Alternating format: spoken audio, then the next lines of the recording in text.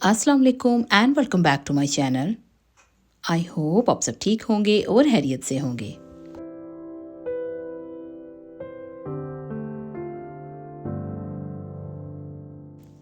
गर्मी के इस खूबसूरत मौसम को एंजॉय करने के साथ साथ अपनी फैमिली के साथ टाइम स्पेंड किया जाए, ये बहुत ज़रूरी है। हर हॉलीडेज़ में ज़्यादातर टाइम हम अपनी फैमिली के साथ घर में तो स्पेंड करते ही हैं। घर से बाहर जाने के लिए हमारा फाइनेंशियली स्ट्रोंग होना बहुत ज़रूरी है, क्योंकि जब हमारी जेब खाली होगी तो हम बच्चों को बाहर ले जाकर एंजॉय कैसे कराएंगे। लेकिन आज के व्लॉग में कुछ ऐसी बातें मैं आपसे शेयर करने जा रही हूँ जिनकी हेल्प से आप अपने घर को टाइडी करने के साथ साथ आप कुछ मनी भी अर्न कर सकेंगी। आज के व्लॉग में जो आइडियाज़ मैं आपसे शेयर करने जा रही हूँ, इससे 2 फायदे तो साफ तौर पर आपको होंगे। नंबर 1, आप उससे मनी अर्न कर सकेंगी और नंबर 2, आपका घर भी neat, clean and tidy organize रहेगा। आज मैं आपसे शेयर करने जा रही हूँ 10 ऐसी अनवांटेड चीज़ें जो अगर आपके घर में मौजूद हैं और आप उनको अपने घर से हटा देंगी तो बिलीव मी, आप उनसे अच्छी खासी मनी अर्न करने के साथ साथ अपने घर को भी ऑर्गेनाइज रख सकती हैं।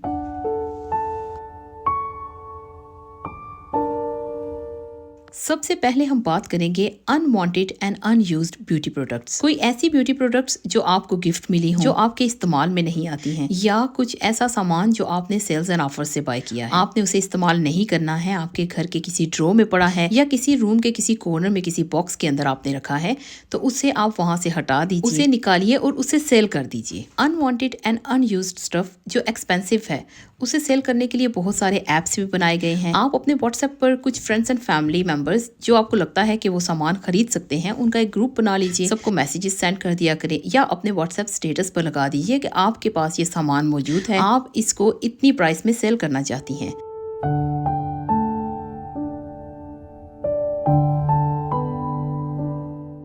लेकिन जब भी आप कोई भी स्टफ जो सेकंड चांस देने के लिए आप सेल करते हैं, उसकी price less than half price किया करें। और इससे फ़ायदा ये होगा कि एक, आपको अर्निंग आएगी, आपके घर में स्पेस बनेगी जिससे आपके घर का क्लटर निकलेगा, और आपके जो फ्रेंड्स एंड फैमिलीज़ हैं उनको भी फ़ायदा होगा, उन्हें लेस देन हाफ प्राइस में एक ब्रांड न्यू स्टफ मिल जाएगा।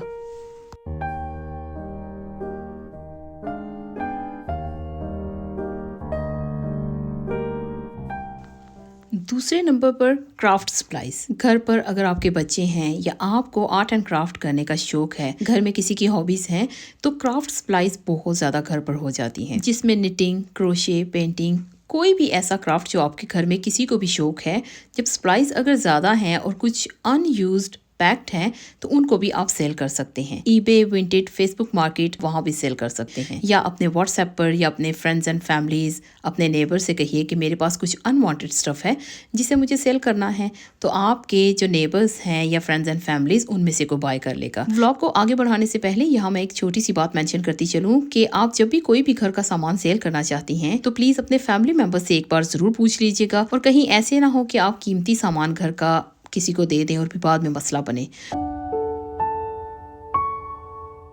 अच्छा, तीसरे नंबर पर हम बात करेंगे अनवांटेड क्लोथ्स की। बहुत टाइम हमारे साथ ऐसे होता है कि हम शादियों पर बेशुमार कपड़े ले लेते हैं। स्पेशली हमारी खवातीन कई बार एक बार शादी पर कपड़े पहनकर दूसरी बार वो पहनना पसंद नहीं करती हैं। तो ऐसी सिचुएशन में क्या होता है ना कि हमारे जो वार्डरोब्स हैं वो भी भरे होते हैं। घर में मौजूद ऑलमोस्ट ज़्यादातर जो बैग्स होते हैं वो भी भर कर हमने रखे होते हैं कि किसी की शादी में पहन लेंगे, लेकिन वो ड्रेसेस बड़े बड़े ख़राब हो जाते हैं। इससे पहले कि वो ख़राब हो जाएं, आप इन गर्मियों में हॉलीडे स्टार्ट होने से पहले वो सारे ड्रेसेस निकालिए, उन्हें अच्छे से चेक कीजिए, उनकी कंडीशन क्या है। अगर वो डोनेट करना चाहती हैं आप डोनेट कर दीजिए, किसी को देना चाहती हैं तो ऐसे दे दीजिए। अगर वो ज्यादा एक्सपेंसिव है और आप चाहती हैं कि उनसे थोड़ी सी अर्निंग हो जाए तो उन्हें सेल कर दीजिए। उन ड्रेसेस से आने वाली अर्निंग से आप न्यू ड्रेसेस बाय कर सकती हैं। Number 4, hand bags.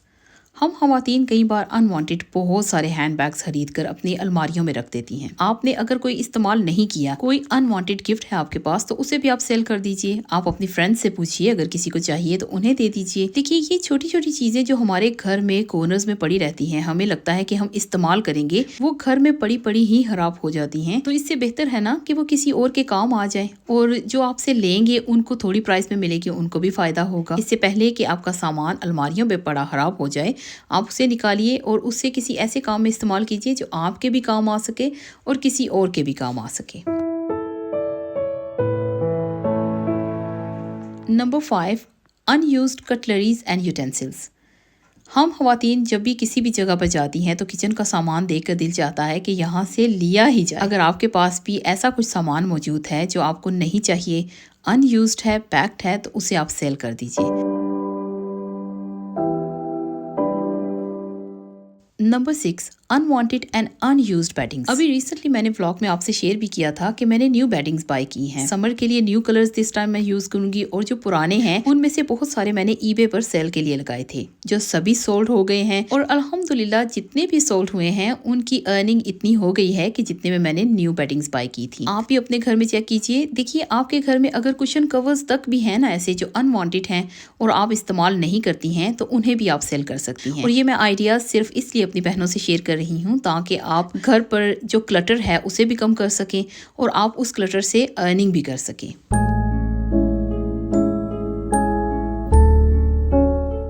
Number 7, unused shoes. मैं यकीन से कह सकती हूँ कि हम में से बहुत सारी ऐसी माएँ होंगी जो मेरे साथ इस बात से रिलेट करेंगी कि जब आपके बच्चे टीनेजर्स होते हैं तो उनमें एक टाइम ऐसा आता है जिसमें उन्हें हर चीज़ ब्रांडेड लेना होती है। मेरे साथ भी ऐसे हुआ है, और मेरे बच्चों को भी जब शूज़ का शौक आया था तो उन्होंने बहुत सारे ब्रांडेड शूज़ बाय किए थे, जिसमें से कुछ पहने और कुछ नहीं पहने थे। मेरे पास भी जो अनयूज्ड शूज़ थे उनमें से बहुत बड़ी तादाद में शूज़ मैंने ईबे पर सेल किए थे। वो पुराने अनवांटेड या अनयूज्ड शूज़ जो मेरे घर में एक पूरा ड्रो घेरे हुए थे, वो सारे सेल करने से मेरा पूरा ड्रो भी एम्प्टी हो गया। अभी वो ड्रो मेरे किसी और चीज़ के काम आ जाएगा। और उन शूज़ से जो अर्निंग हुई थी वो मैंने अपने बच्चों को दी ताकि वो अपने लिए न्यू शूज़ खरीद सकें, क्योंकि अभी मेरे बच्चों में ये शूज़ वगैरह खरीदने का क्रेज़ काफ़ी हद तक कम हो गया है, क्योंकि जब बच्चे बड़े हो जाते हैं तो वो इस चीज़ को समझने लगते हैं कि क्या सही है और क्या गलत। तो अगर आपके घर में भी ऐसे अनवांटेड शूज़ हैं, अनयूज्ड शूज़ पड़े हैं, तो आप उन्हें सेल करके अच्छी खासी अर्निंग कर सकती हैं।